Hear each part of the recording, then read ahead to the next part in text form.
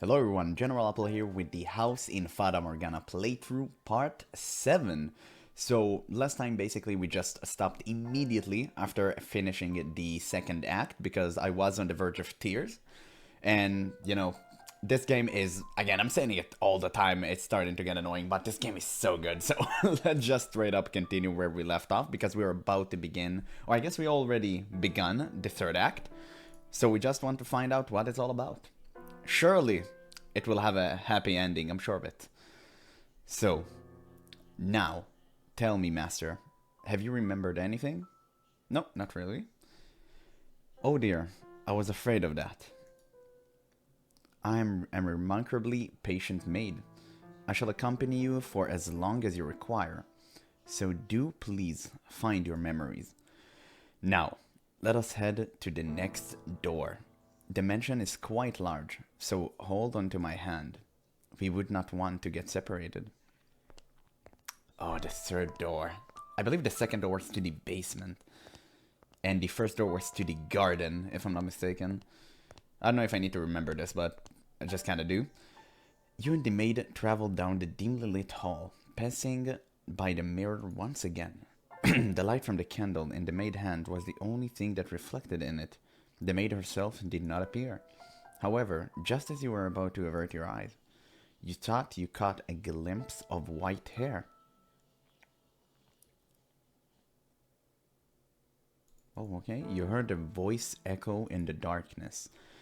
And when you turned to face the mirror again, the glass was the color of obsidian, as if it had been painted over. The voice seemed to be coming from beyond the mirror. The maid did not turn back, evidently having not heard anything. You extend your hand, averted your eyes. Oh, we get to choose? Of course I extend my hand. Why would I avert my eyes from the truth? You extended your hand towards the darkness overrunning the mirror. The second your hand brushed against the surface, the tips of your fingers sunk into it. And the next thing you realized, your whole world was sinking into darkness. You could hear a voice. I am the witch.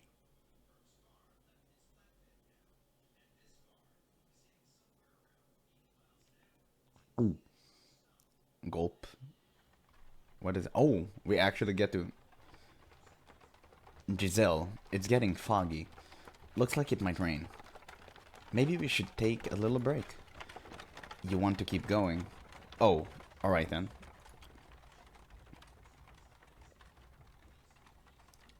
This deep in the forest. Thank you very much. You must be tired after such a long journey. This is the mansion I'm looking for, yes? He could have said something. Oh well, I should get going, I guess. Does no one live here? But if that's the case, then why was I... Such a big door. Please open. Well, it's not locked, I guess. So they reached the mansion? I wonder if the window's open. Darn, not a hint of light. Hello? Is anyone there? Please don't tell me it's actually abandoned. I suppose I can't know without looking around a bit more. What do we have here? Drapes.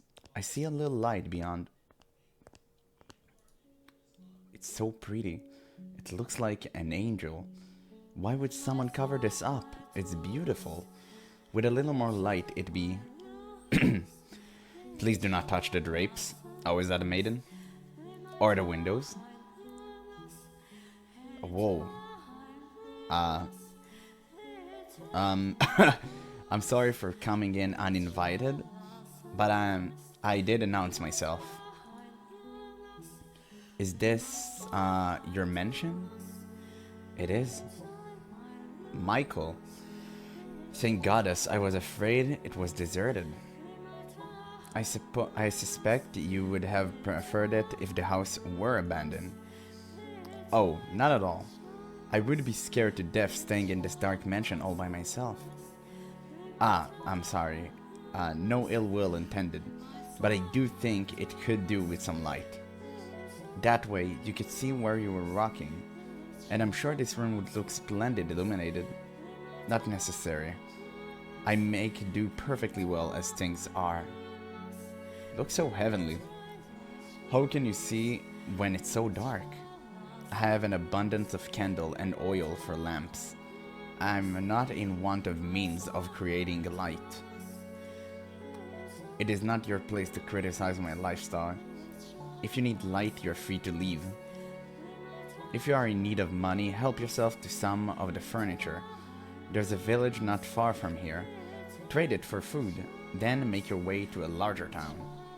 I am no longer able to freely return to the city. I cannot go back there. Please, don't chase me out. I see. And do you ask this of me, aware of how people refer to this mansion? They say that a witch lives here. Not merely a witch, a cursed witch. If you remain here, you too shall likely suffer your own destruction. You're worried for my well-being? Which are not, my mind is made up. Which will strike you first? I wonder, regret or the curse? You seem to be doing it just fine. It's only a tale. The witch is real, very much so. It is not legend nor a fairy tale. The witch name was Morgana.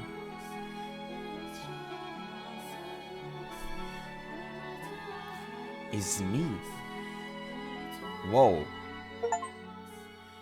Memento, examine the mirror. Oh, we got an achievement. So we could have ignored it. Oh, that's kind of huge. What was that? Giselle? Oh my, what is the matter, master? Why are you just standing in place? There's nothing there. The maid did not seem to have seen anything. You made to ask about the scene you just witnessed. My god. Master, you look like you've just seen a ghost. Yeah, well, that kind of scared me a little. What is the matter? How about a little rest before we move on? You do not wish to remain here. Still not fond of mirrors? Yes, now let us be off. I too dearly wish for you to return to your old self as soon as possible, master.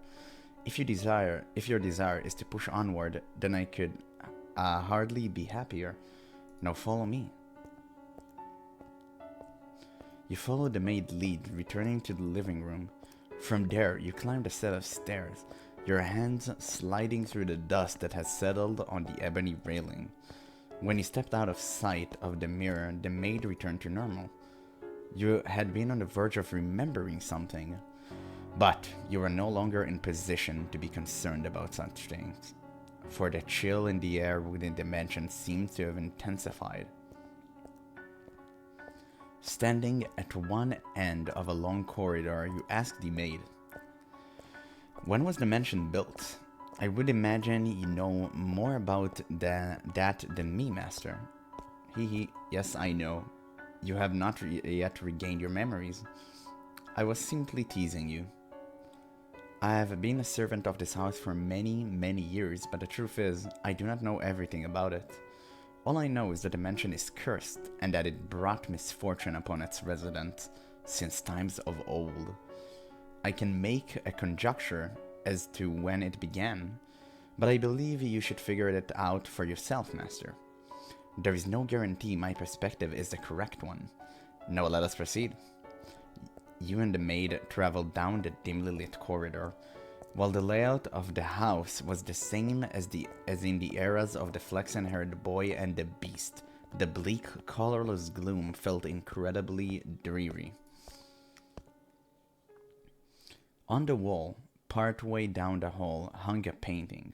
The painting, which depicts a beautiful landscape, was oddly entrancing, but you did not have time to appreciate the artwork. Your hand in the maid's, you passed by the painting, but before long, a door came into sight at the end of the hall. The third door. This door is what I would like to show you next, Master. Listen closely. Do you hear voices? Lively but rough, energetic but coarse. What lies beyond this door is neither a period of elegance and abundance like the first, nor the one of ruin and savagery like the second. Technology and culture had become quite developed. Cameras and photography had been invented. It was a time of great progress and many breakthroughs, and for that reason those who live in it were constantly seeking to try new things. The tale I'm about to tell you is one of men who wagered everything on his ambition. I hope that what you see, Master, will stir something in your heart. Now, through the door we go. Please do not let go of my hand. The mate pushed open the door. Colorful balls bounced around atop a long, dark green table. One man, dressed in black and standing by the billiards table, turned towards the door. The room was inundated with eye-watering cigar smoke, causing you to squeeze your eyes shut. The third door. Oh my god, this is so exciting. 1869. Nice. That era was a rat race of innovation and development. Oh, the music is top tier. Is actually top tier. The smoke was so thick you could hardly see more than a few feet ahead of you. I could compare it to a dense morning fog, but that might give the impression of beauty, and there was a little of that to be found in this haze. Do you see the silhouettes of several men in the smoky room? The one in the middle, the one looking in your direction, Master, was the present master of the house. Jacopo! His name was Jacopo, and though he dressed in such fine attire, I sincerely doubt he understood how splendid the furnishing left in the mansion truly were. I am faithful servant of this house, and I would not, for the life of me, dare speak ill of my master. However, this is a time long past. I imagine God would be so kind as to turn a blind eye to a little bit of honesty. I was not terribly fond of my master back then. He had wavy hair, the color of over-dried tea leaves, a piercing gaze, an arrogant smile, and he wore a hat that made him look rather haughty. He put his trust only in money, renown, and rank. He loved only the iron and steel that had revolutionized so many industries. He had not the slightest bit of love or care for other people. At the very least, that is what I believed at the time. Take a look around the room, Master. Jacopo had remodeled it into a recreation area. A billboard table sat in the center of the room, and the downward-facing lights hanging from the ceiling were special made. The lights shone upon the dark green stand like a stage. Cigars and bourbon lined glass cases installed in place of bookshelves. The cases were always fully stocked, their contents available to partake of readily. At that particular moment, as he had many times before, Jacopo had invited several friends and acquaintances, and they were entertaining themselves.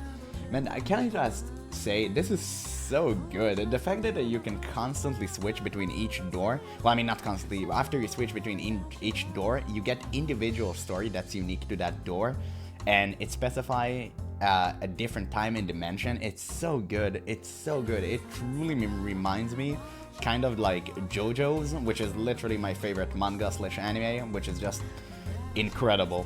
Every part is different. That's what I absolutely like about this game. I absolutely love it about this game. This is phenomenal. Outstanding work. His wealthy, high-ranking acquaintances had a variety of hair colors, from polished breast to the brown of baby robin to the color of sunburnt wheat. There was also much greater variation in skin tone compared to the visitors and residents of previous areas. Nice. But that was hardly any surprise, for the mansion sat upon land inhabited largely by immigrants. The New World. What's the matter? What are you looking at? Nothing. I just thought I heard someone say my name. Ain't no one there, unless you're seeing a ghost. I don't believe in such nonsense. It's an old house with a long history. Wouldn't be surprised if it had a ghost or two. And you don't even know. But if the place gonna be haunted, I'd take a princess over a bloody broad any day. A princess, eh?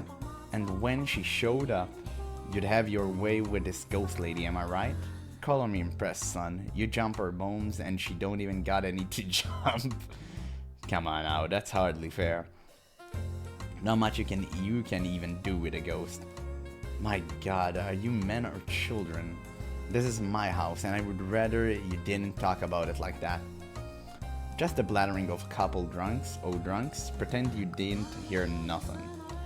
For the love of God, in any event, whatever happened to the printer you invested in? I haven't heard their name come up in some time. Can we please avoid that topic? It's been quite a headache for me. I thought I'd pay it off, but it always sounded sketchy to me.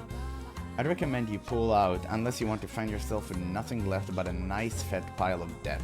Ah man, what a poor advice. You could have mentioned that beforehand. This is killing me. The men's deep voices resonated in the cloudy room.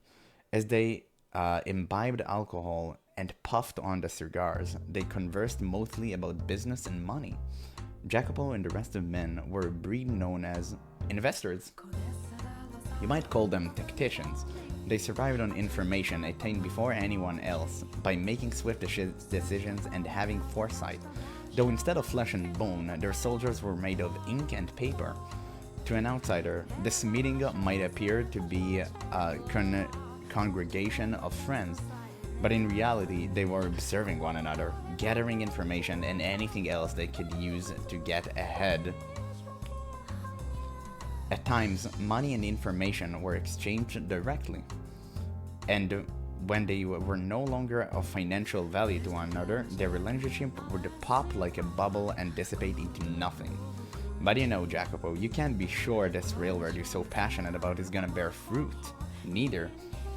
You don't even know if it will get finished, and even if they do connect the tracks, will it really be any shape for people to ride? It's a pipe dream, this transactional railroad of yours. Jacopo went silent, but I'm certain this is what was going through his head. You're a bunch of damned imbeciles if you can't see the entire country put their weight behind this endeavor. This is why you have so much trouble making even a few thousand. At the time, a great railway was built across the breadth of the continent. Construction was spearheaded by two large rail companies in competition for both prestige and a bigger share of this massive national enterprise. The Union Pacific Railroad Company started building from the east and the Central Pacific Railroad Company from the west. But government bonds alone were not enough to finance the massive undertaking. By the way, there's been some less than pleasant reports about workers dying on the job for the company you chose, Central Pacific. You mean how they're using explosive to bluster your mountain, to bluster your house, making quite the bang they are. Some dynamites? But if this gets to be much bigger of a fix, they're not gonna be able to continue construction. You should at least put your money in more sure bet as to the Union Pacific. It'll cost you to hire replacement workers, and if they keep kicking the bucket, you're gonna have trouble finding more. My goodness, and there I thought you all had spines. You think we were gonna run out of workers just because a few ate it? There's so many we don't even know what to do with them all. There's not a chance that well will dry up. And if by some chance it does, all we have to do is scoop up a shipful of blacks or yellows. Come on, man. Casual racism, shame on you. You won't get anywhere if you spend your time worrying about a few measly laborers. This is an endeavor backed by the entire nation. Their deaths are honorable, in service of their country. The biggest loss is not of people's life, but of time. The longer a project takes, the more money it costs and the less profit we make. Okay, so yeah, Jacopo is insane capitalist, which I can appreciate. But yeah, he does not care about human life whatsoever. Classic. Classic billionaire mentality. What we seek is rapid progress, even if the methods to obtain it are messy or deadly. Shame on him. The other man in the room chuckled uncomfortably at Jacopo's distasteful choice of words. Do you agree with his way of thinking, Master?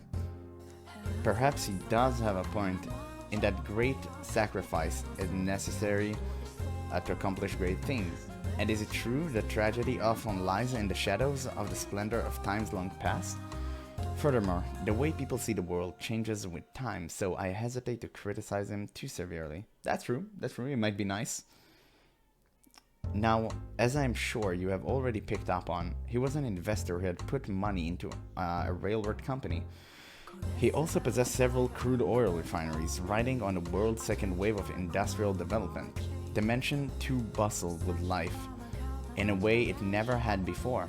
Dozens of maids, including me, gardeners, chefs, sculptors, artists. At times, we even had writers coming in and out of the house. There was rarely a moment of silence. However, I was not terribly fond of the hustle and bustle, personally. But please do not get me wrong. I am hardly opposed to the mansion being cheerful.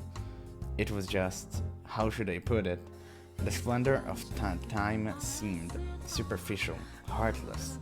It was as though everyone was being rushed along by some unknown invisible force. Part of it was, I expect, caused by the growing divide between those standing at the top and sitting at the bottom. Or perhaps the mansion was simply taking after its master. There's no time to waste. Everything is resting upon the success of this project. Whatever it takes, I will ensure it happens. I need more money and more power. Suddenly, a restrained knock on the door stopped his train of thought. From beyond the door came a woman's voice, gentle as a soft spring breeze. Pardon me, I have made some tea. May I offer anyone a cup? Oh, it's her again? Okay. It's this era version of the white-haired girl. When the door opened, it stood a beautiful woman with pure white hair. It was indeed her. Are you surprised? Or did you anticipate her appearance? Well, at this point I kinda did. Though she was not the same age and dressed differently, the white-haired girl whom you saw fall into the hands of misfortune in the era of roses and the era of the beast was also present in the era of innovation. Furthermore, she was Jacopo's wife. Hold. Okay. Wow. Tea? I don't recall asking for that. When were you asked to make it? I wasn't, but I had all these leaves with most wonderful aroma and I thought you might enjoy. Shut your trap and know your place. What do you think we have all these mates for? Bruh, shame on you. Shame on you, Jacopo. Hey now, no need to treat your lady like that. She was just trying to be courteous. These are my personal affairs. Please keep your comments to yourself. His friends were unsure how to react, but ultimately nobody stepped up to stop Jacopo. They merely shrugged, tossing glances at one another. Jacopo stomped over to the white-haired girl. He then grabbed her by the arm and dragged her from the den. What the hell do you think you're doing? I've told you time and time again to stay away from that room unless absolutely necessary. I'm sorry, but I made tea and... Shut up about the tea already. You think we're having tea parties there like a bunch of priestly nobles? I'm sorry. If you really feel bad, don't go in there in the first place. Get the hell back to your room. I meant no harm. I'm your wife. I'm your wife. I thought it would be nice if I could do something. Like I've told you, that's not your job. Don't show yourself in front of the other men. I have nothing else to say to you. Got it? Now scram. Sakes alive, first them, now you, it's driving me up the wall. What is it? I told you to get out of here. Right, but... What? When will you spend time with me next? It's been some time since we last went out together. But we don't even have to go out. Just having dinner together would... Ah, man, shame on you, Jacopo. How many times are you gonna make me repeat myself, you worthless tramp? Outdoors ears only for show? Dude, what the hell? Go back to your goddamn room. My apologies. Looking utterly downtrodden, the white-haired girl made her departure. Such a piteous sight she was. As he watched her go, Jacopo merely snorted. Just thinking about the way he behaved then angers me. I have little fondness for men who do not treat their spouses with respect. So as you can see, the white-haired girl was in hardly a joyous situation. She was devoted to Jacopo and tried to do whatever she could for him. But he not only brushed her aside, he did so in an insulting, deliberately hurtful manner. They were far from a picturesque partner. Do you wonder then, Master, why she married him? The answer to this question will come to light in time. For now, let us follow her. Looking down dejectedly at the undrunken tea, the white-haired girl walked alone down the corridor. Though its calming scent filled the air, there was nobody around to have their heart warmed by it. Nor was there anyone to elevate her loneliness. Ah, so unfortunate. Despite being the master's wife, the maid who crossed her path in the halls said a nary word to her. As a matter of fact... Oh my god, oh dear, I beg your pardon, madam. It's fine. One even bumped into her, stifling a laugh as she trotted off. In all likelihood, she had done it intentionally. The poor white-haired girl who had fallen to the floor stared helplessly at the broken cups, and the tea she had made for her husband was forming a stain in the carpet. The maid's behavior towards the mistress of the house was absolutely unacceptable. Nonetheless, it was commonplace, all because of the way Jacopo treated her. The more the men of the house acted cruel to her, the less weight her position as his wife held to the servant. Day in and day out, the maids worked busily, offered little opportunity for leisure, so they would naturally have accumulated quite a bit of stress. And she became the target for them to let off this steam. Not directly, but through a more subdued kind of harassment from the shadows. She must have felt quite miserable. I imagine she would have been better off as one of the maids.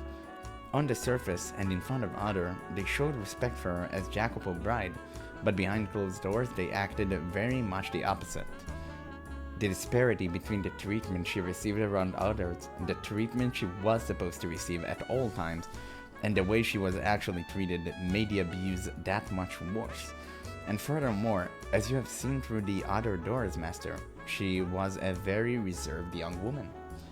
She could neither raise her voice in reprimand nor raise her hand in retaliation. I have to get this cleaned up. She extended her spindly fingers towards the shards of shattered porcelain. But even the broken cup seemed to have no concern to spare for her. Its shattered edge cut her fingertip when she made to pick it up. A trickle of warm, round blood ran across her unearthly white skin. As painful a sight as it was, it had sort of a taboo beauty to it. The blood spilling from her finger showed no signs of slowing down.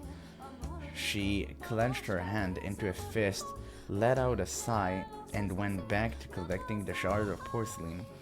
But when she did... Madam, what is the matter? Madam, you're bleeding. While all the other maids ignored her, one came running over, shouting to the white-haired girl's side. We need to get it cleaned and bandaged up. Oh, you don't need to pick that up. That's not your job, madam. It's alright, Maria. There's not much to pick up. It is not at all alright. And the rest of you, why are you just standing there? Your boss wife is on her hands and knees, and you're not even lifting a finger to help her? You disgust me. Maria, it's fine, really. Oh, madam, if you weren't so timid, this wouldn't happen. True? You're allowed to yell at them, you know. It's alright, really. It's my fault. Anyway, we should get that finger taken care of. Let's get you back to your room, okay? But the broken cups and the spill, as I said, that's the maid's work. Now come on, let's go. Okay. And the rest of you, get this mess cleaned up. She roared like the wind in a thunderstorm. The other maids stood there dumbfounded, watching as she and the white-haired girl disappeared down the hall. But they were soon frowning and grumbling to one another. She thinks she can act all high and mighty just because the master is fond of her. The woman's name was Maria. She was one of the maids. And she was the one person in the mansion the white-haired girl could think of as an ally. Though her husband paid her no mind and the maids made her life miserable, just one person, Maria, treated her with respect and kindness.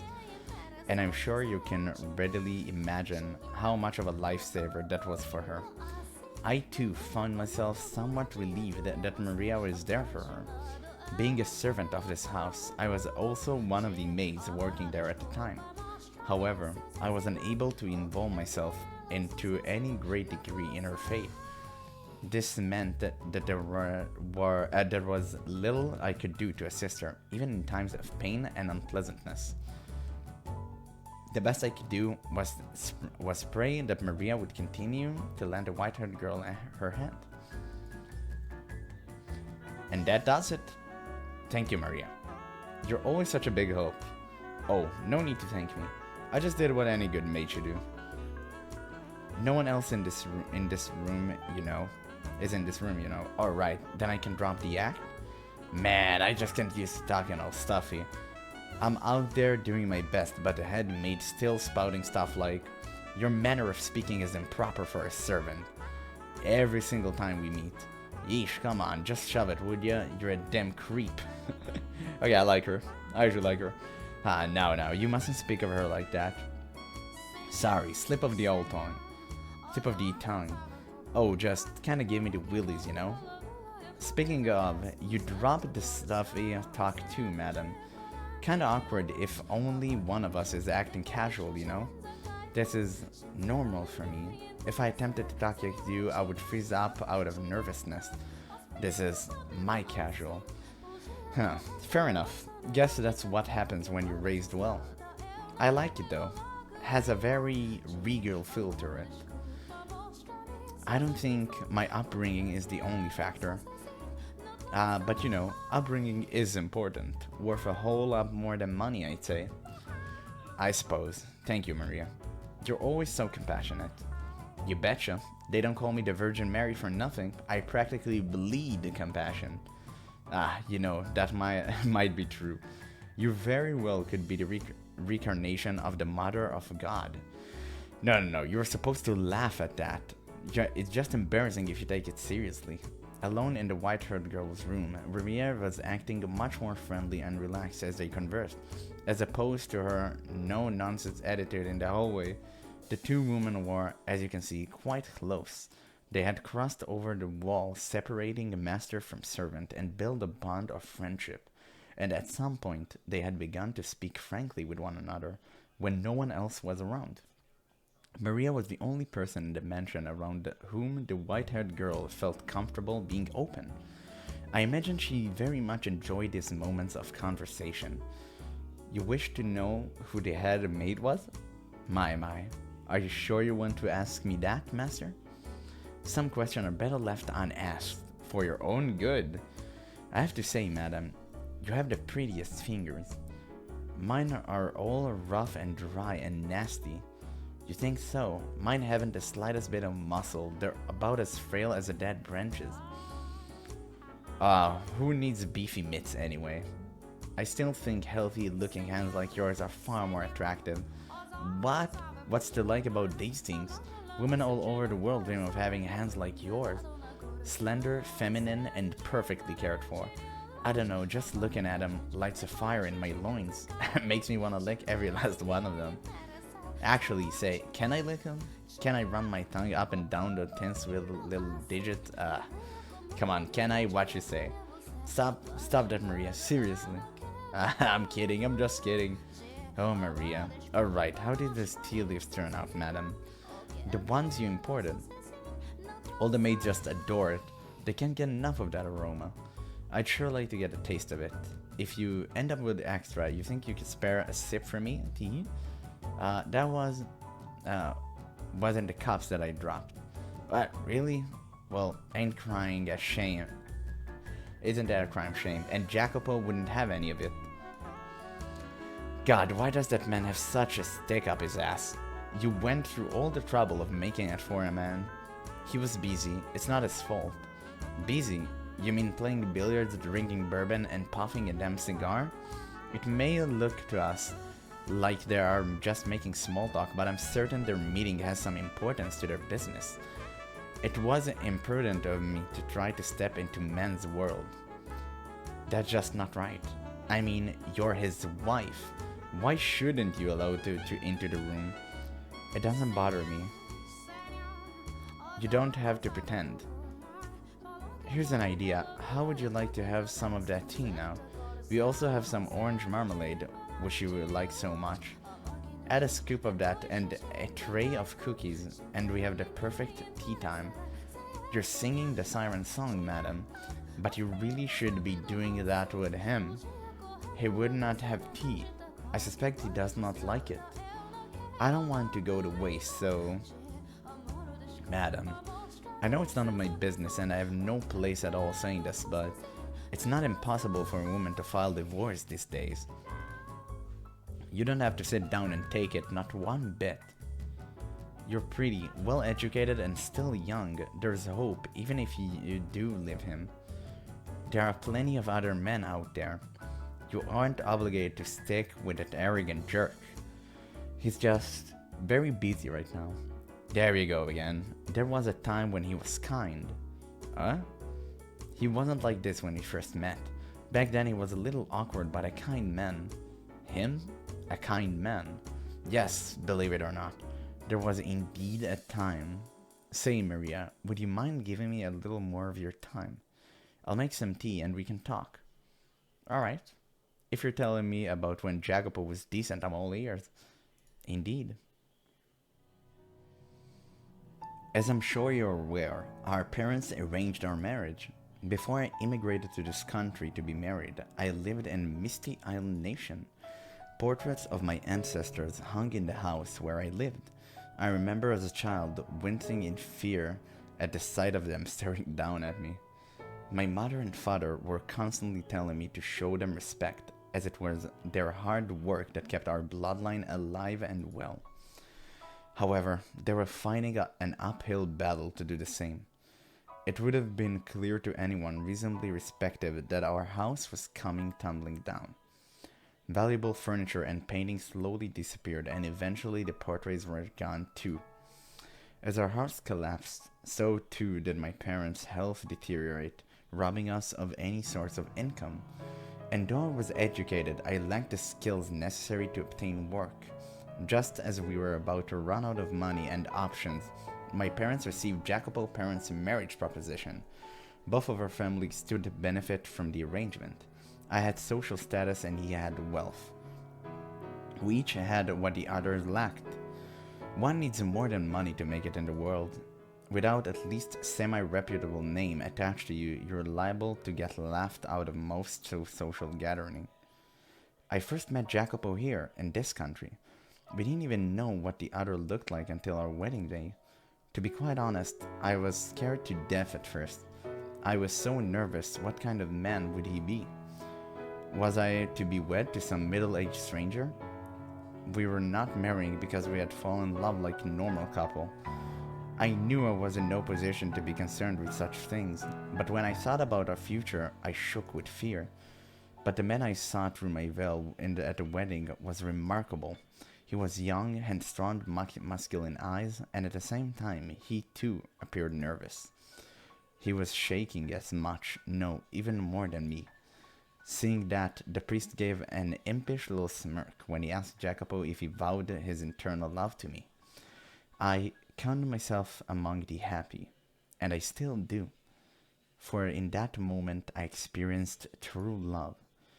You want to hear about when he was kind to me? Well, after the wedding, we were given a week to ourselves. I suppose you call it a honeymoon, though we didn't take a trip overseas or even go very far at all. He looked at me with uncertainty and asked, "Where would you like to go?" "I beg your pardon?"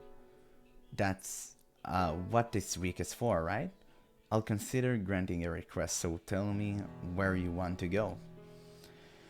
Uh, this is all so sudden. Nothing. Well, this whole engagement was a spur of the moment thing.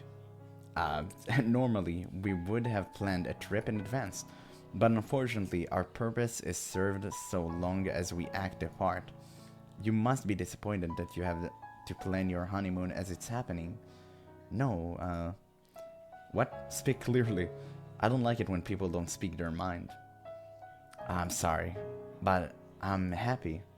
Even if this is a political marriage, well, you're quite a positive thinker. Your parents say something to make you think that way. I.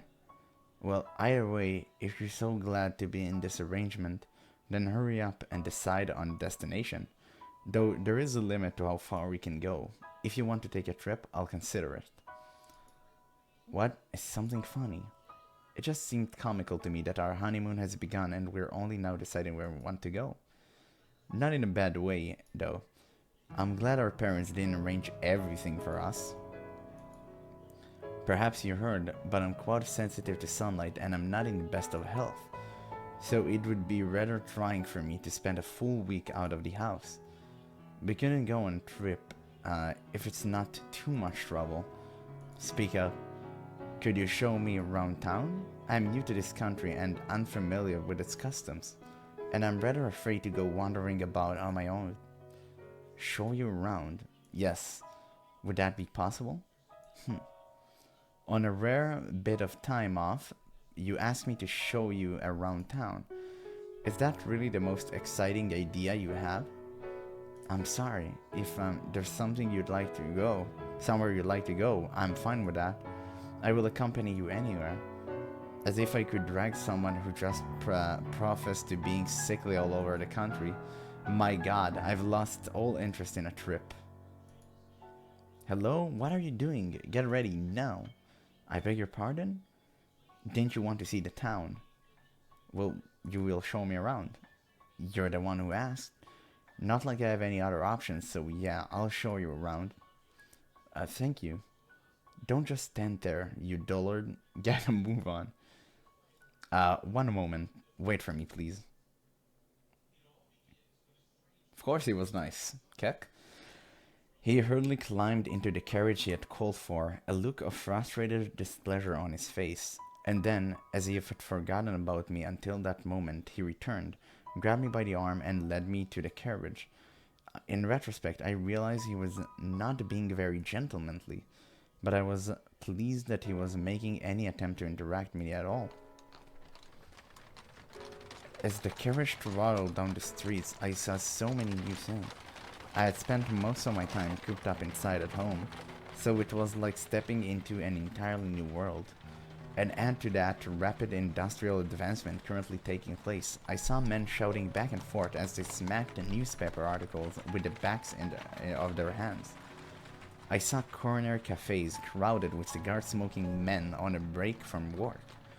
It was like the hustle and bustle of a festival, but every festival has its underside. I also saw overworked men looking like they were on the verge of collapse, drinking water from a spigot on the side of the road. By way of contrast, I wore fine clothing and had a carriage at my disposal. I imagine every day was a struggle for them just to remain afloat. Had I not married the man I had, I too might have found myself on the streets in a similar situation. But it was not relief that spread through my breast at the sight of them. It was pangs of guilt. It felt to me like a life of opulence was wrong, sinful. It broke my heart to know that I was living so much better than them. Jacopo snorted disapprovingly at me, seemingly reading my mind, and then said, "The poor man who envies the rich covets his wealth and finds it the ambition to make the same for himself. And the rich man who pities the poor, thinking it's a duty to give them offerings of philanthropy. To me, the latter is far more nefarious. Excessive charity will ruin a man, make him come to expect handouts. And then there are those with the wrong idea of pity who let themselves fall down to the same place, mistakenly believing it will somehow make the poor feel better. That's actually true. A bit of wisdom from GeneralApple. You know, teach a man to fish and all of that. What a joke. If you're going to do anything for them, you might as well encourage them to climb upwards, spar on economic growth and the flow of capital. Doesn't that sound like the better option? I say nothing, simply smiling and giving an ambiguous nod. He had a point. My sympathy and guilt meant nothing to people actually experiencing hardship. If, feeling guilty of my own fortune, I acted upon that pity in the way he had described, it would accomplish little more than self-satisfaction. He seems to have strayed to my very core. This was a man who had built his own fortune through investment, which I imagine required him to be rather astute. But doesn't the world where everyone is constantly trying to climb higher and higher sound rather exhausting? I personally would prefer to be in a position where I could watch, if only from a distance, as others climbed. But obviously I could not say as much to him. Sometime later, the carriage came to a stop in front of a shop. As I looked at the building perplexedly, he gestured to the door with his chin, signaling for me to get out. Lost and confused, I stepped down from the carriage, and before me spread a showcase behind a large glass window. However, lined up in the case were not precious metals or expensive clothing, but machines. At first, I had no idea what kind of devices they were. Have you never had your photo taken before?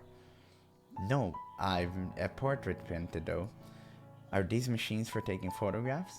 A portrait, huh? Why, I'm not surprised. I did not mean to boast. Go on, get in. Please, wait for me. The owner came out to greet us with a wide smile as we entered the shop. Well, if this ain't the strangest thing I've seen all day. You're bringing a lady, and a real looker at that. Where on earth you catch this pretty little thing? She's my wife. Well, I beg your pardon. I'll be monkeying uncle. Just goes to show you never know where the cards may fall. You make it sound like my getting married is some kind of a miracle. I always thought you as one to choose money over love, sir. Oh, pardon me, this isn't appropriate to say in front of your wife. Do you often come to this shop? On occasion. I need some things here from time to time. I see. There you go, smirking again. What's so funny? We're going to have our photo taken, yes? I'm so nervous and excited. I've never had one before. And to have it taken side by side with you. What are you talking about? Pardon? Who said we were getting our pictures taken? And side by side, please. You're sending shivers down my spine. But this is a photography shop. Hey, shopkeep. The product I contacted you about, is it ready? Oh, yeah, sit tight. I'll be right out. It'll be right out. You take a seat. There's a chair over there. What? I'm going to show you something much more exciting than sitting still and waiting in front of a camera lens. Oh. Just do as I say. Okay.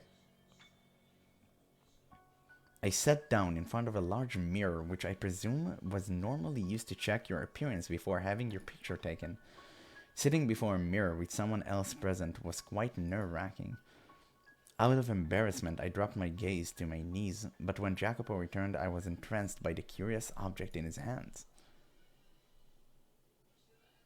Man, he's kinda handsome though. What is this? Looks like a clock? Do you know what persistence of vision is?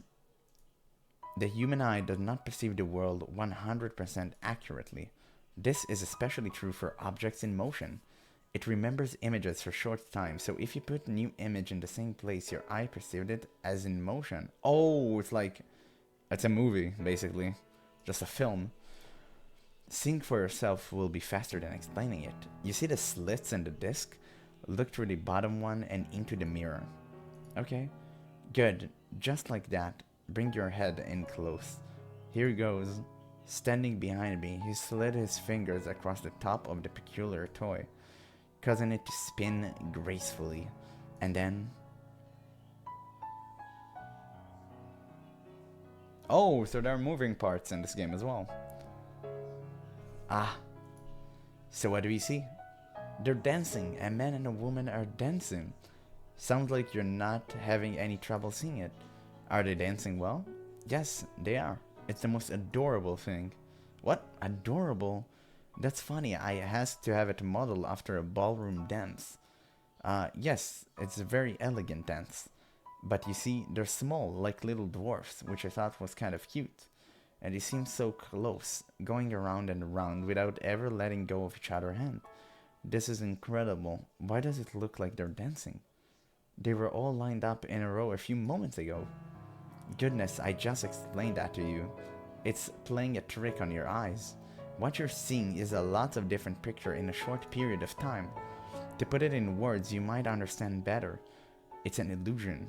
Your eyes are being fooled into thinking the image is moving. An illusion. But they're dancing. They really are. And they look like they're having a wonderful time. Are you sure it's an illusion and not something else? To me, it does not seem to be. I cannot see it as anything but two tiny people dancing. That's how it works. Reach out to your hand and try to grab them. You won't be able to. Ah, you're right. That's a shame. I didn't think you actually would, but it's the most precious thing. They look as though they're dancing on top of my palm. I was mesmerized by a strange phenomenon. Pictures were moving after all. Still images had begun dancing before me. It was almost as if God breathed life into them. He had called it an illusion, but I could not grasp that. It was such an adorable, heartwarming sight. I imagined the two were off, living in some other world, separate from our own. They looked so happy. I was almost certain they were dancing off in their joyous world, free from all the sorrow and loneliness and pain of this one. Eventually, the speed at which they danced began to slow, as if they were resting their legs. I almost thought I could hear the sound of their feet with each step. I really like this image. They stopped. But what a beautiful image. I really like that. That's actually heartwarming. They stopped. They can dance forever. They don't get tired. I see. I'm amazed such an incredible device exists in this world. It makes me wish I had gone outside sooner. I'm sure someone from a distinguished heart as yours had seen plenty of amazing things with your family. Hardly. I rarely ever left the house. I'm ignorant about the ways of the world. If you had not told me, I would have probably never known about moving pictures. The illusions of moving pictures. Do you like it? Yes, of course. More than the portrait you had painted. Yes, I do.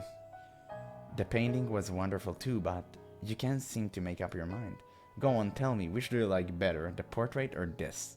I like this better. I see. He looks somewhat pleased. And though it comes down to it, this is a simple trick only a child could fall for. Then I suppose that makes me a child. If it means I get to watch something as splendid as two tiny people dancing, I'll happily fall for the trick. Quit describing it as tiny people dancing. You're going to lose your head that far up in the clouds. I'm sorry. I do not know how else to describe it though. It's a toy called Penkistoscope. Phenakistoscope. Oh shit, wheel. Close enough. It was invented around 30 years ago. I had a shopkeep make one modeled after the original design, so the shop owner drew this. He did. A lot better than you'd expect, isn't it? Yes, indeed. I'm surprised he could draw something so cute. Say that to his face and he'll go red as a beet. What I'd give to get a load of that. You should tell him the next time you see him. He's a sweet man. Despite how he looks, you mean. Well, it's not right to judge people based on their appearance. I'm just kidding. Don't take it too seriously. The shopkeep here loves new technology. That penkistoscope is one of the such invention that caught his eye. You can trick the eye into thinking drawings are moving. Using a sequence of photos, you can perhaps make it seem as though real people are moving too. And if it becomes possible to show those images to many people at once, this development could broaden the option artists have to express themselves. Not drawings, but photographs. Yes, photos. By taking hundreds or perhaps thousands of photographs, it would be possible to reproduce the world as we see it. In this room, people walking down the street. This room. There's no point in recording boring everyday life, though. If you're gonna leave a record of anything behind, it should be projects and enterprises that move nations. Say, for example, a moving record of the opening ceremony of the railroad. That would be something worth catching. And then, in time, it would expand beyond a mere record-keeping technology and find its way to the hand of artists. Is such a thing possible? You must remain still for a long time just to take a single photograph. Right, now it isn't, but eventually it will be. And I'm not simply fantasizing here. Is that so? It sounds very futuristic. Do you... what? Do you want to support the people who work on that sort of thing? Is that why you are friends with the owner? It has nothing to do with my wants. I merely think there's money in it. The rich starve for entertainment, and the artists create that entertainment. I have no interest in their pretentious self-expression. I just want their money. What? What's so funny? You look like you're enjoying yourself. Honestly, it's just about the money. As you say. I don't think it is. I think he has a little bit of good in him, even though he's kind of a jackass. Alright, let's get moving. Next is dinner.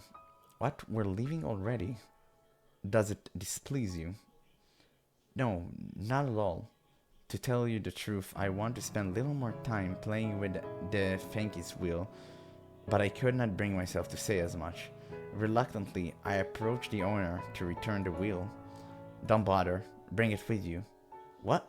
But if you don't want it, that's fine too. Just make your decision quickly. You're making the driver wait. Having said that, Jacopo exited the shop. I alternated between looking at his back and the Fanky's wheel, debating what I wanted to do. And then, with a smile, the owner whispered to me, "You're allowed to keep it, really. Your husband out there had it made as a gift for you." Ah, for me. A little while back, he came to my shop asking if I could make this item. Now, that about knocked me out of my chair. He's a man who almost never asks for favors. He's pretty damn brusque, and he's got a tongue sharp enough to cut steel, but he's not wicked to his core, I swear it. So please, ma'am, be a pillar of support for him. In that moment, the Fengi's wheel became a precious treasure to me. We had only just married days earlier, and yet he had commissioned it for me without even knowing what I looked like. I was filled with a warm, pleasant elation. I agreed with the owner. Jacopo was not a bad man. He merely had difficulty expressing himself. Hurrying back to the carriage, I gave him my deepest thanks. He glanced over at me for a moment and then turned back towards the window and muttered, "Yeah."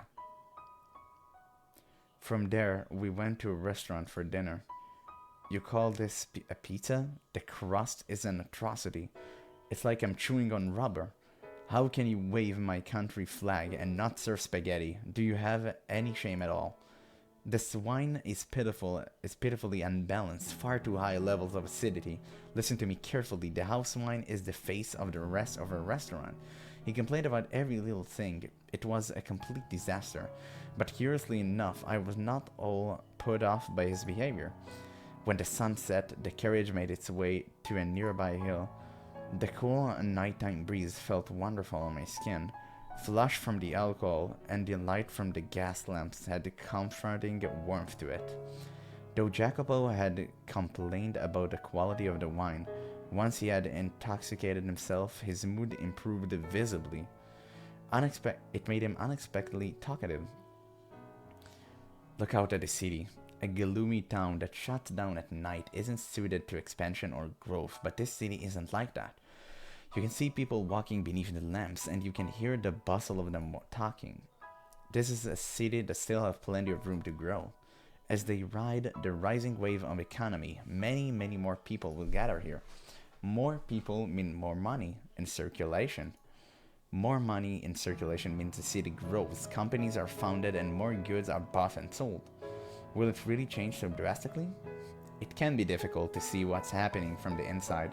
The majority of people just go about their daily lives, and the next thing they know, things are different.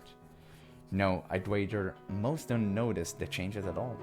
Only those with eyes sharp enough to realize what's happening can see success. I cannot afford to overlook even the most minute change. Do you have a dream of some kind? A dream? I'm not sure if it's easy enough to attain to call a dream. Others might call it greed or perhaps ambition. Don't laugh now. My intention is to make the world mine. The world? Yes, the world. And to do that, you need neither physical strength nor kindness, but money and influence. People have no choice but to kneel before those forces. Why are you so intent on obtaining power? Because I want to change my country, I imagine. Your country? You're aware that I, like you, am an immigrant, right? I immigrate from an island in the Mediterranean, though not the same island as you. My country is a peculiar place, where candor and violence go hand in hand. As a whole, the country is on the poor side, and if nobody does anything about that, I am one of but few of my fellow countrymen who has set his sights on the New World. They are falling far behind other nations. If I find success here, perhaps that will catch on their attention. But if it doesn't, then my country is doomed to collapse. You have much love for your homeland. My feelings are a little more complicated than mere love, but that's nothing you need to concern yourself with. Well, I'll have to remember not to get myself drunk around women again. Forget everything I just said. So he's actually liking his country. Love it. Just a man loving his country that wants to achieve fortune to change it. I can respect that. It's about time we head back to the house. Alright, but what is it? Is it alright if I provide you encouragement as you try to attain your dream? I know my presence is more likely to be a hindrance, but I would like to be there to watch as you trek forward. I suppose, do as you wish. Thank you. You have my support then. Darling? Nah, send a shiver down my spine, though not an unpleasant one. I'm glad to have you as my partner. I actually said a kind word. I was, without a doubt, happy then. His smile, the things he said, the things he really gave me, they were all undeniably real. And those memories gave me the will to wait for the day things go back the way they were. They allow me to believe. And that's all for this video. So yeah, already we had a really good beginning for the third act.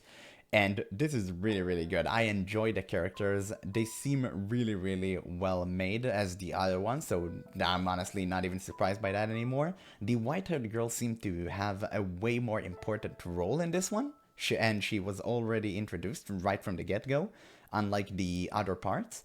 And Jacopo as a character, I think he's really well done. Obviously, he's on the worst side in terms of personality, but there's some good in him, and they constantly saying that he's not a bad man. He's just, doesn't know how to act, pretty much. So, interesting to see how this develops.